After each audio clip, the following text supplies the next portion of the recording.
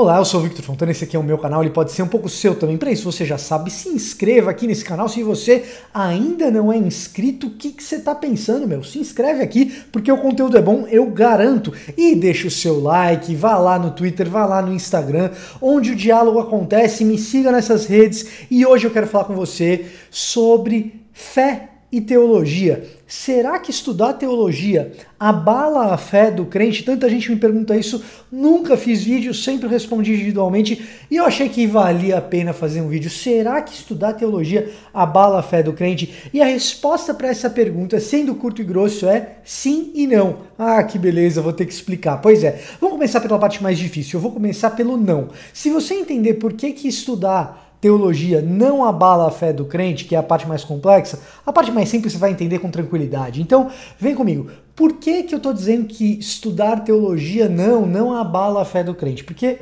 num certo sentido, quando a pessoa fala, estudar teologia e tal, com abalar a pessoa quer dizer eliminar, quer dizer destruir, quer dizer desestruturar, quer dizer desconstruir.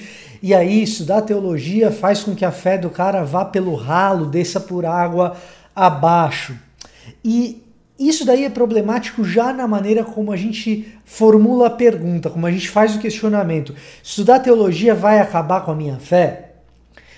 Por que isso é problemático? Vem comigo. Eu vou fazer a coisa complexa ficar simples e você vai ficar feliz com esse negócio. Imagina que essa caixinha aqui, imagina que dentro dessa caixinha aqui existe todo o conhecimento que você ainda não tem.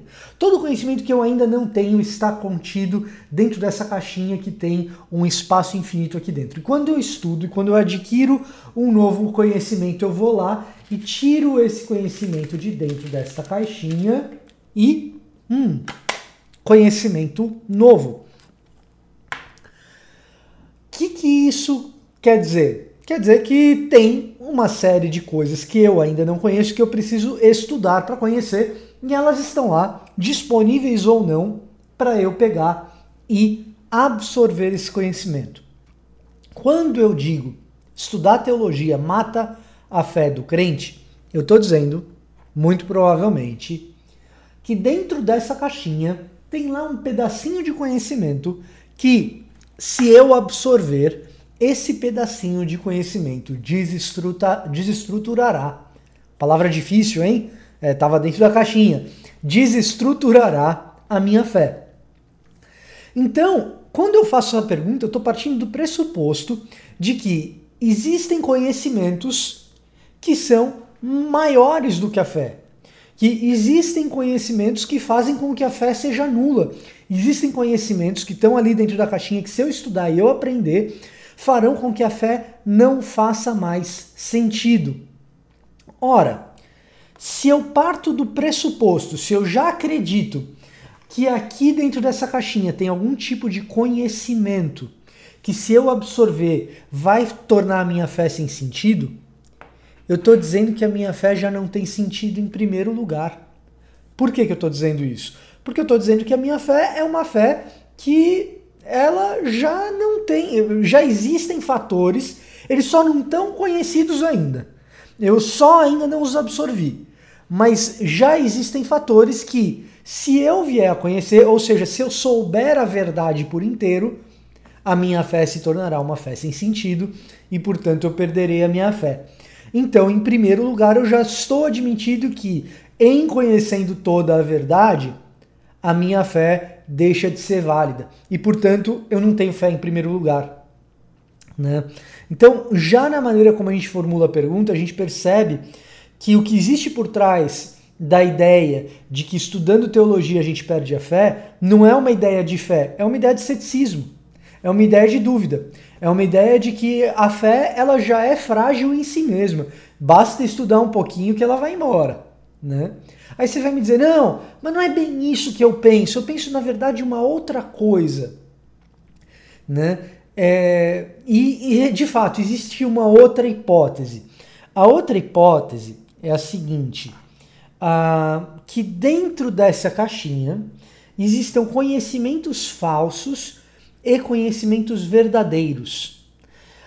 E que ao estudar teologia, eu tiro elementos de conhecimento falsos e os absorvo. E esses conhecimentos falsos fazem com que a minha fé, que é verdadeira, se abale e ela vá por água abaixo. Qual que é o problema com esse pensamento? Quando eu divido conhecimento falso e conhecimento verdadeiro e digo que eles estão lá dentro da caixinha, essa afirmação em si mesma já é uma afirmação de cunho teológico se esses conhecimentos são a respeito de Deus. Eu digo que existem conhecimentos a respeito de Deus dentro da caixinha e outros conhecimentos de Deus dentro da caixinha, uns falsos e uns verdadeiros. Sabe qual que é o nome disso? Teologia. Então você já está fazendo teologia em primeiro lugar.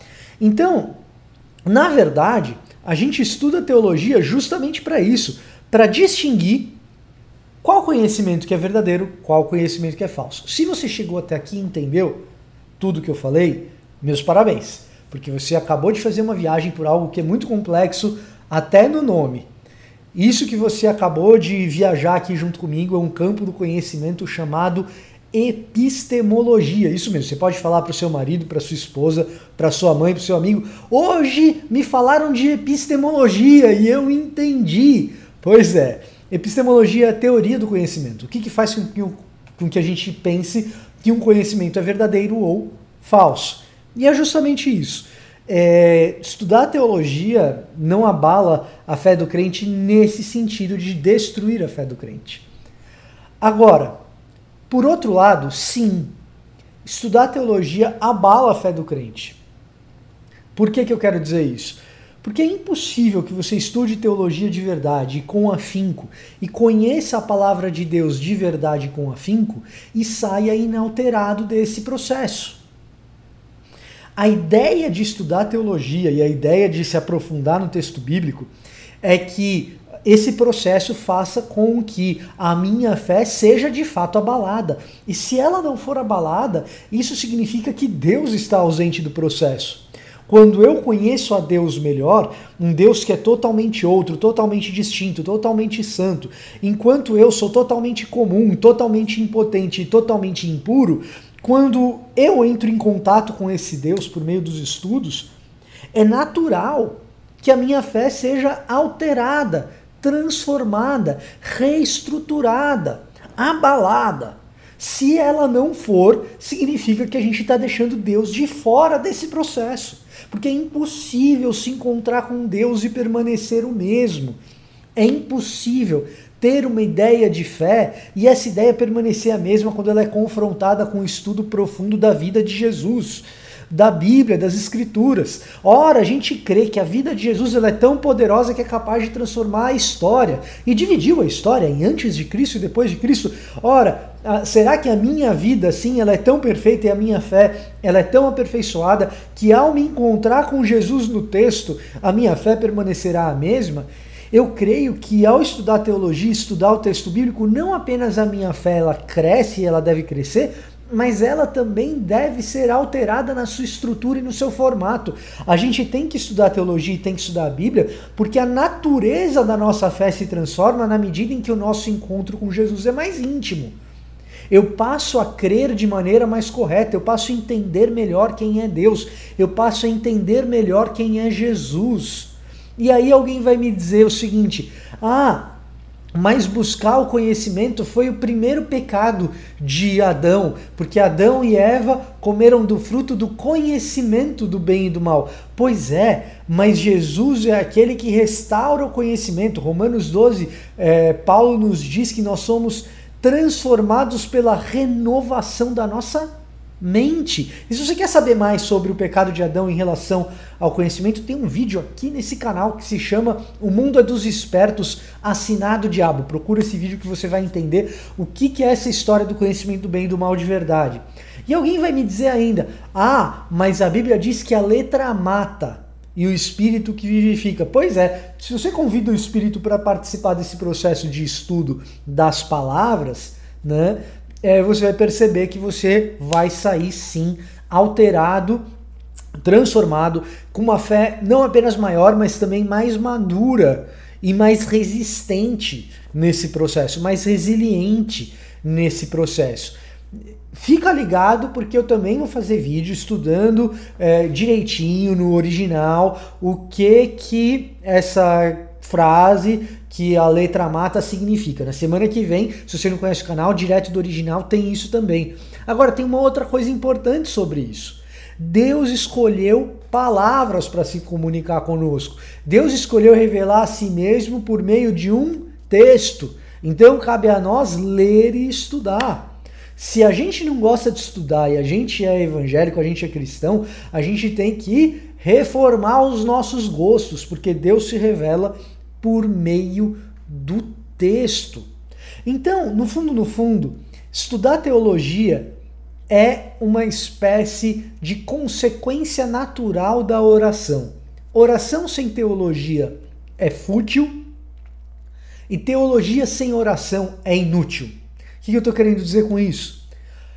A gente ora porque a gente quer intimidade com Deus. Mas como que a gente vai ter intimidade com Deus que a gente não conhece? E esse Deus diz assim, me conheça, lendo a Escritura, estudando a meu respeito.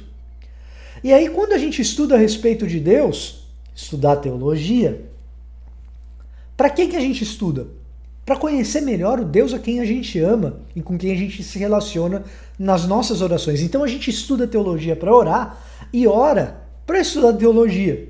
Uma não deve existir sem a outra, uma é dependente da outra, não faz o menor sentido teologia sem oração. Agora, oração sem teologia também não faz, tá bom? Então, era esse o meu recado.